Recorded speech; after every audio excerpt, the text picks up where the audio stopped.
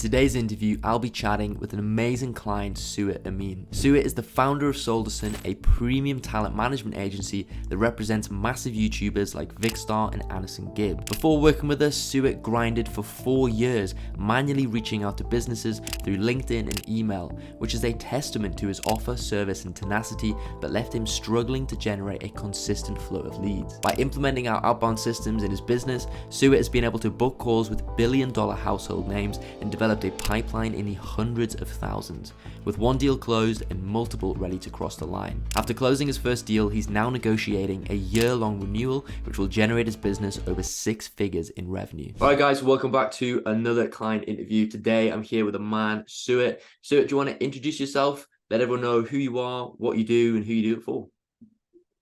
Sure. Thank you so much for having me on here, Tom. So I'm Suhit Amin. I am the founder of Solderson Media. So essentially, and to break it down in the most simple forms, we are a premium talent management and influencer marketing agency. So what that means is that we exclusively manage YouTube influencers, help them commercialize their content, their audiences, and grow online.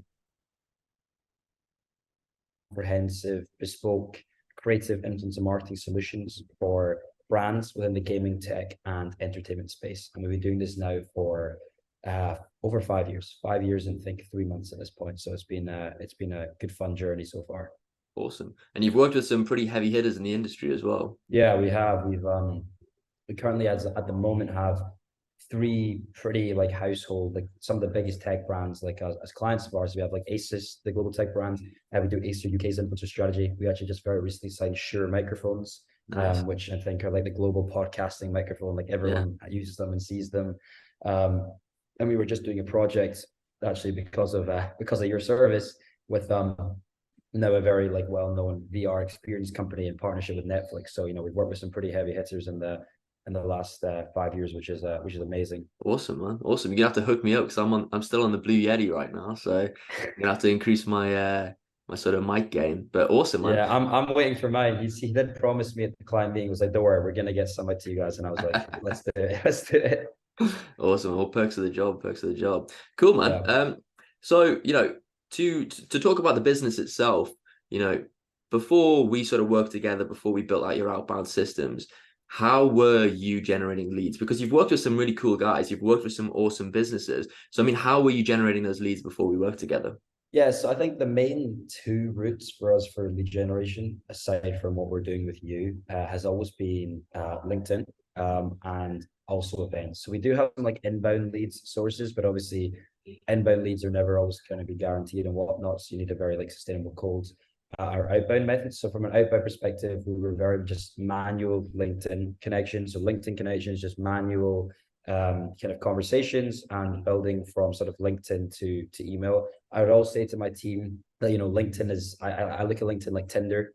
You never want to be stuck on LinkedIn. You want to use LinkedIn, get the email, and then get them on a call and kind of build from there. But it's a very manual and slow approach, right? Because you have to wait for someone to connect with you. You've got to have a genuine conversation with them, engage with their content, and then eventually get the sort of email. Mm-hmm. We were also then doing a little bit of cold email, just scraping off Apollo and emailing. Again, it was all very manual and low volume. Mm-hmm. And then events was another sort of big one, because in our space is that it's pretty important to meet with the decision makers, especially at a large brand. Yeah. But a lot of these are very slow, very manual, and there's nothing really that was we weren't very sure on if we're going to get the same consistent quality on a consistent basis, essentially. Mm-hmm. for a while. Awesome, man. Well, I think that's sort of a testament to the the stickiness of your offer. If you were just doing manual outreach and you were still closing brands like Asus, Acer, Microsoft, and big brands like that, then that just shows how good your offer was, how good the service was, and how good the team was as well. If you can do that on a manual basis, when you add in cold email automation and an actual outbound system, it just takes it to the next level. So if you have all the foundations there, all the bases there, which you guys do, you've got, the case studies, you've got the results, you've got the systems, you've got the big names, then adding cold email to that just sends it absolutely flying. So that's really cool. So we've been working together since, I think it was about May, June, late May, early June. And what's it been like since we started working together? What kind of results have you experienced? Yeah, it's been great. It's been really good working with yourself. And I think the fact that we have such a good system where it was really just a little bit of pre-work that, we did really understand the ICP and the sort of messaging. And then from there, it's literally just been handled, right? Like I don't even have to touch anything. It just, the leads that come to book a call with me are pre-qualified as well, which is great. There's a qualification sort of step in there has been amazing. I don't know the exact numbers, but there's been like, I think upwards of like 50 pretty like qualified leads within there. And we've closed some pretty big companies. We literally are just, as I say, in the contract stage with one very big game developer at the moment as well. So I think from there, we've closed two pretty big brands. So this game developer company, and then we closed this project with Netflix, which is now in the process of being renewed for like a year-long retainer, which is huge. A VR Amazing. company. And Is then that we've what I saw also in your story yesterday? Because yeah, yeah, so we were meeting them in London to discuss ah, the UK team now. So obviously we went in the US and got the US brief, and then the UK team want to see what we can do kind of on a similar basis. And then we're also now discussing with the US team about sort of like that always on year-long sort of influencer perspective, which is blimmin' heck, which is that's gonna be great. which is gonna be great because I mean like especially in our space, right? What I think I told you and what I told you before is that the deal values in this industry are very, very high. So like, even one brand then you can retain for a year, it's like hundreds of thousands, even up to a million in revenue, right? The Wow. minimum budgets that we do are like 25 to 30K. Yeah. You get one of them and then you extend it for 3 to 6 months. That is another, 100K revenue generator, right? So you don't even need that many like leads, obviously, comparative to other offers where it's like a 1K retainer a month, 2K Hmm. retainer a month, because these deal values are big. So we have that, and then I think at the moment there are sort of 7 other active open pitches that we're just waiting to hear back from. Either brand is waiting on us for something, or we're waiting on the brand for something that Super. are all sort of progressing in the right direction. So, let's say we close half of them, that's another 3 in the kind of pipeline. And all the deal values really have been minimum like 30K as well. So, if we're looking at, let's just say we get 5 in from this with an extra 3, that's like a extra 150K in revenue added, with literally me lifting 0 fingers, obviously, for initial process, which is fantastic. It's like, as I say, you've kind of elevated that, what we're already doing, and just amplified it massively, which is really really been great. Awesome, man. I mean, that's really cool to see. And especially, with cold email, a lot of people just have this conception that you have to run low ticket offers. And it's just not true at all. I mean, we've been contacting like huge, huge companies. I won't drop them because I don't want to, give anything away to your competitors or anything. But,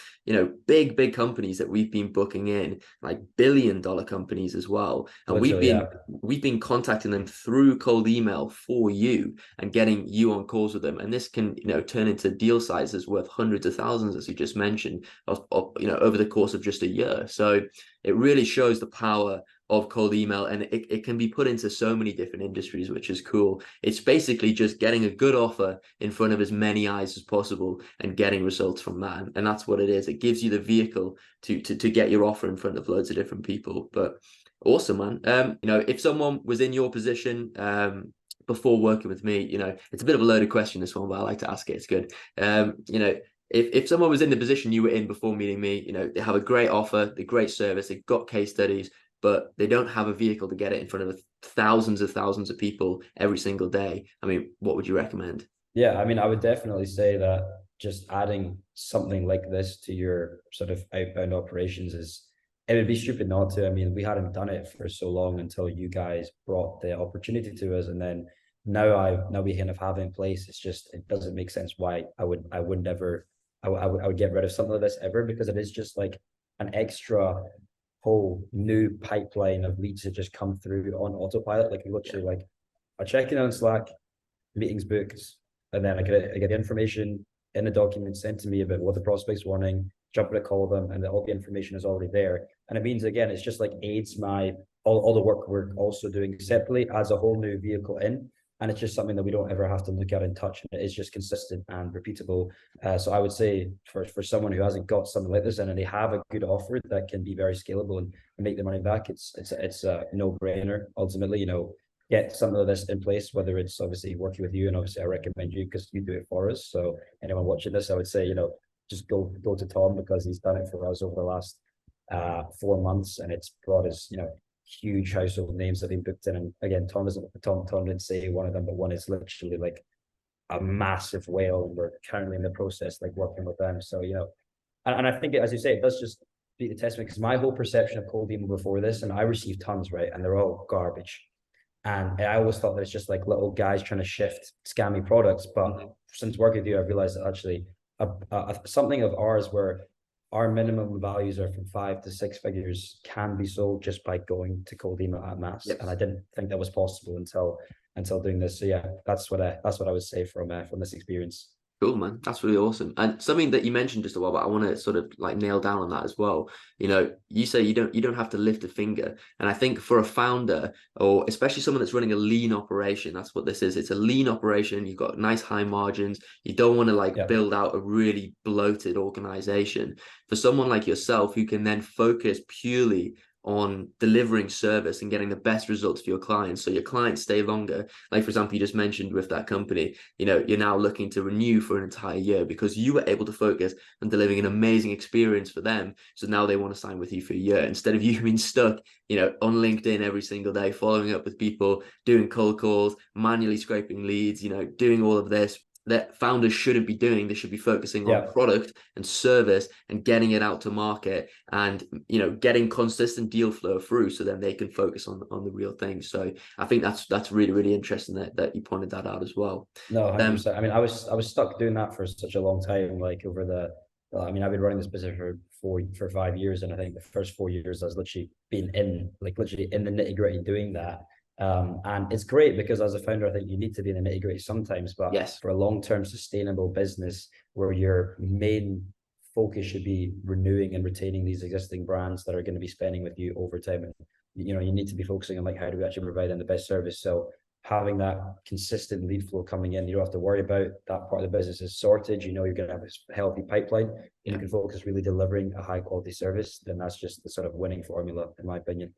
Awesome, man. Awesome. Brilliant. Well, I think that concludes everything. It's been a pleasure speaking with you. It's a pleasure working with you as well. Really excited to see what the future holds. And can't wait to keep smashing out big deals for you, man. Likewise. Thanks, Tom. Have a great one. Thank you.